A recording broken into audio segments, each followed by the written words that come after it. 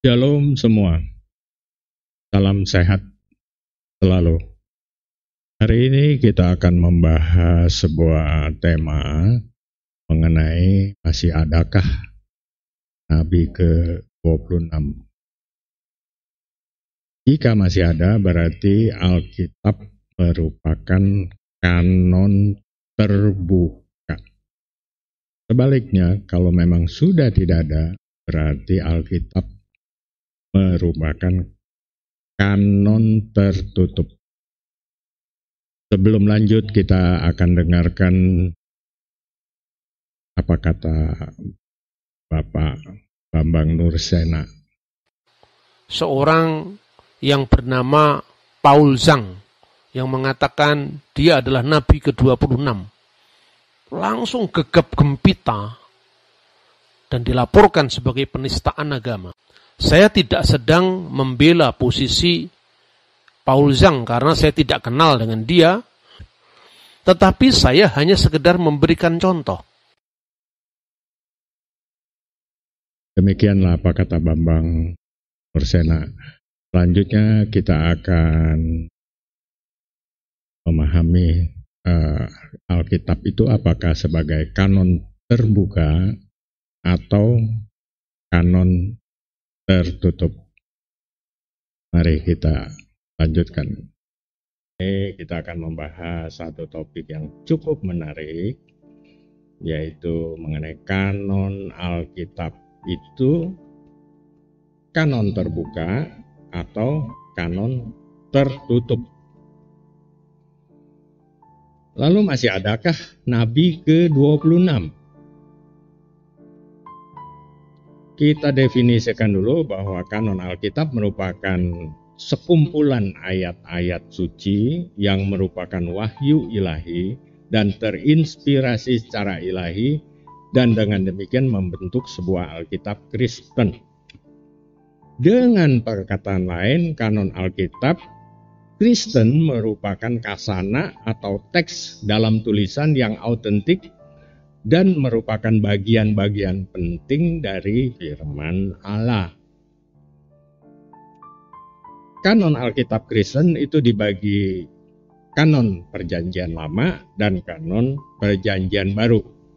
Kanon Perjanjian Lama adalah pewahyuan ilahi tentang nubuat melalui para nabi, sedangkan kanon Perjanjian Baru merupakan pewahyuan ilahi tentang penggenapan melalui Yesus Kristus.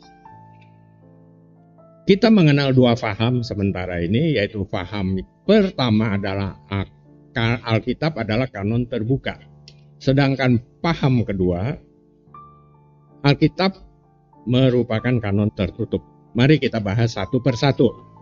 Paham pertama adalah Alkitab kanon terbuka. Jika Alkitab adalah kanon terbuka, maka berarti kebenaran Alkitab bukan kebenaran final. Jika Alkitab adalah kanon terbuka, maka Alkitab akan tergolong salah satu firman Allah, bukan satu-satunya firman Allah. Maka Alkitab akan dilihat bukan sebagai otoritas final atau otoritas tertinggi, melainkan firman Allah yang boleh didengar namun tidak perlu terlalu dipedulikan karena ia hanyalah salah satu firman Allah. Berarti ada kitab lain sebelum atau setelah Alkitab sebagai firman Allah. Jika Alkitab adalah kanon terbuka, maka proses pewahyuan dari Allah tidak berhenti hingga kitab Wahyu. Catat itu ya. Jika Alkitab adalah kanon terbuka, maka sesudah kitab Wahyu Allah masih terus menurunkan wahyu, sehingga banyak orang masih akan dapat wahyu dari Allah, yang berarti akan banyak orang menjadi nabi, seperti Nabi 26 yang sedang heboh belakangan ini ya. Mari kita ambil paham yang kedua. Alkitab merupakan kanon tertutup. Kita baca di Lukas 16 ayatnya yang ke-16, terjemahan baru. Hukum Taurat dan kitab kitab para nabi berlaku sampai kepada zaman Yohanes. Dan sejak waktu itu kerajaan Allah diberitakan dan setiap orang yang menggagahinya berebut memasukinya. Kesimpulan, sejak tampilnya Yohanes, tugas dan fungsi kenabian sudah selesai. Karena jika kenabian masih ada, maka pengorbanan Yesus Kristus menjadi sia-sia. Baca juga Ibrani 9 ayatnya yang ke-11 sampai ke-14. Ayat yang ke-11, tetapi Kristus telah datang sebagai iman besar untuk hal-hal yang baik yang akan datang.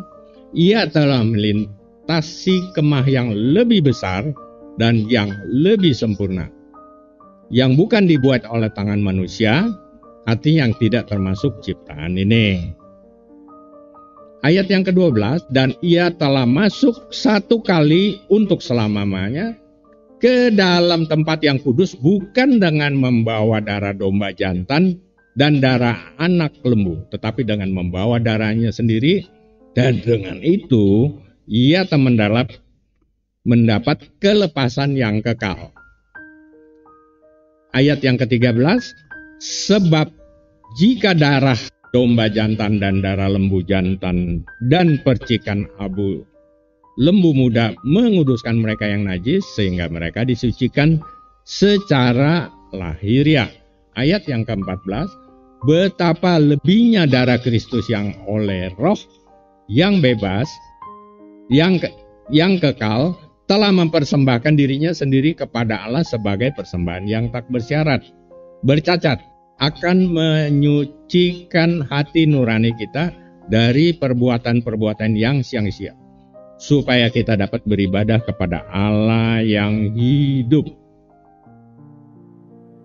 Kita baca juga Ibrani 9 ayat yang ke-28 sebagai dukungan ke ayat sebelumnya. Demikian pula Kristus hanya satu kali saja mengorbankan dirinya untuk menanggung dosa banyak orang. Sesudah itu ia akan menyatakan dirinya sekali lagi tanpa menanggung dosa untuk menganugerahkan keselamatan kepada mereka yang menantikan Dia. Maka kesimpulan kita bahwa kanon Alkitab adalah kanon tertutup. Kesimpulannya adalah kita percaya bahwa sebelumnya memang ada proses pewahyuan, revelation atau dari perjanjian lama. Bahkan sebelum Musa, misalnya pewahyuan kepada Abraham, Balaam, bahkan Allah bertatap muka dengan Abraham.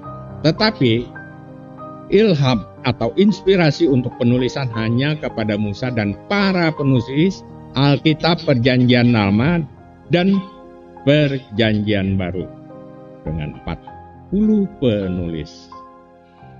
Kesimpulan 2, oleh sebab itu selain Alkitab tidak ada kitab atau lempengan apapun yang adalah firman Allah.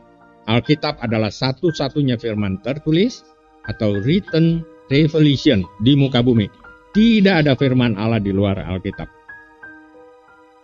Kesimpulan yang ketiga, kita percaya bahwa Roh Kudus telah bekerja melalui nabi-nabi dan rasul-rasul dan telah menghasilkan sebuah kitab kebenaran, yaitu firman Allah, untuk menuntun umat manusia. Terakhir, kesimpulan yang keempat, Alkitab adalah satu-satunya alat ukur kebenaran, bukan salah satu alat ukur kebenaran. Bukan hanya perkara rohani, bahkan segala sesuatu, karena ia adalah firman Allah pencipta alam semesta. Oleh karena itulah, maka ada saja orang yang memahami dan menganggap bahwa Alkitab tergolong salah satu firman Allah. Bukan satu-satunya firman Allah.